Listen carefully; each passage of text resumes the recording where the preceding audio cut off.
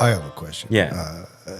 Regarding the types or species, have you ever heard of a small, wrinkly, copper-colored type between 3 and 4.5 feet tall? Okay. Very wrinkly, almost as if it looked like extreme age, but the wrinkles are not necessarily what we would associate with sagging features. Just seem more like part of what they are. What they are. It was all over, like maybe muscles, or like if you see someone that's really ripped, you see the striations of the muscles, like that, but on their face, on their body. And how big are they?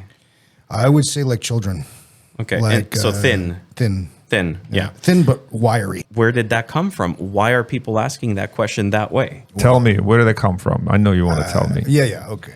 It was a dream, or what I believe to be a dream. For a long time, I lived in upstate Maine, small northern hunting and fishing town. I was 8 years old, and I used to get constantly babysat by my grandparents. They lived in a mobile home. Right. With those kind of windows that you would screw open and it opens like this. One night, it was on a weekend, either a Friday or a Saturday, I don't remember exactly which, but I was awake because there was a light coming from somewhere. It woke me up. And so the window in front of the room I slept at was, you know how mobile homes are made. There's a hallway, and then the rooms are all on the other side of the hallway, and the hallway is against the exterior wall. That's right, yeah. I was looking to see in the backyard to see where the light was coming from because it felt like it was coming from outside. So I went to see if I could open the little door so I could look and see, but it looked like a very bright moon. I couldn't see what the source of the light was, but the entire backyard was lit up. I went there and couldn't find it. And then my grandparents' bedroom was down the hall.